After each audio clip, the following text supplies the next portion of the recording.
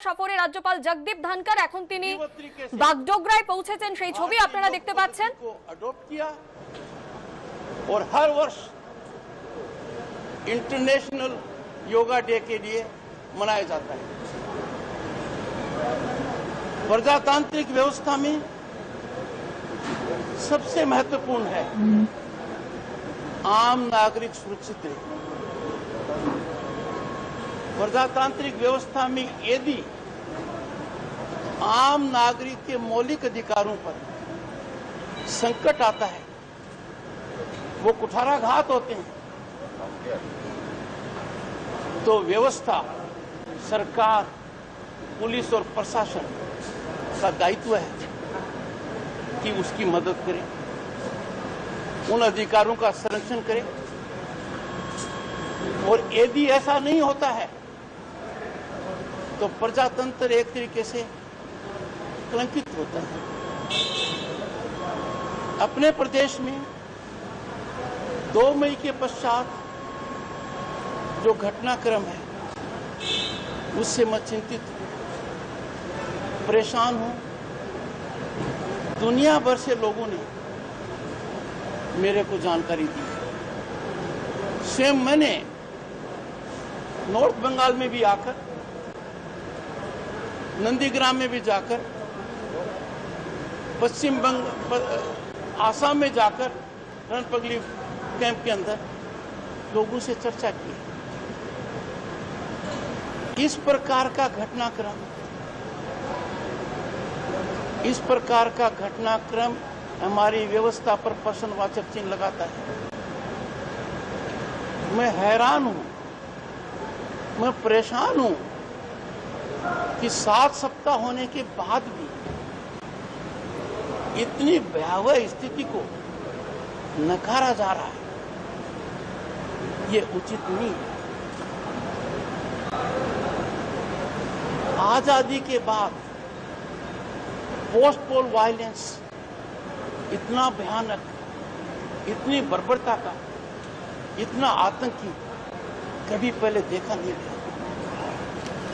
मेरा मन पसीजता है जब मैं दृश्य देखता हूं कि 4 राज्य और 1 यूनियन टेरिटरी में चुनाव हुआ। पश्चिम बंगाल अकेला रक्त रंजित क्यों है? क्यों हम लोगों की मल्लम नहीं लगा सकते?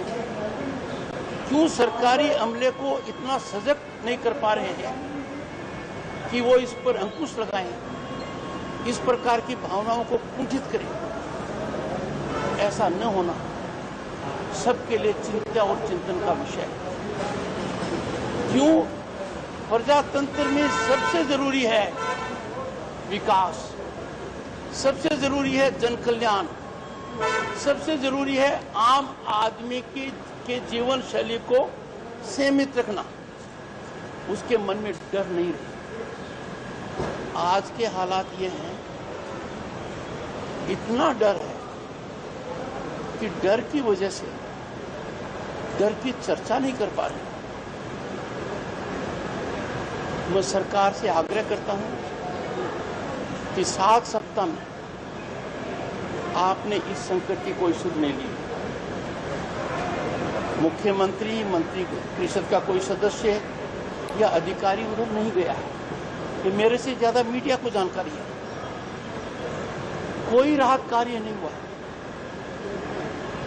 किसी प्रकार का कंपेंसेशन नहीं दिया गया है। ये स्टैंड लेना कि जो समस्या विकराल रूप ले चुकी है, जो समस्या एक मॉन्स्टर बन गई है,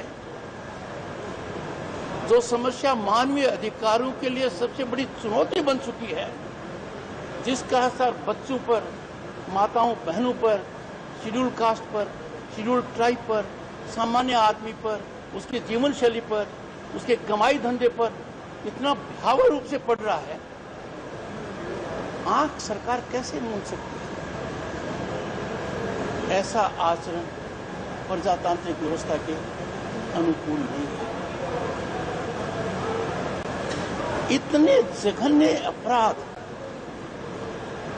चुनावी हिंसा का हिस्सा बने हैं किसी की गिरफ्तारी न होना, अनुसंधान न होना, ये संकेत अच्छे नहीं है। मैं आग्रह करूंगा राज्य सरकार से, आत्ममंथन करे, सोल सर्चिंग करे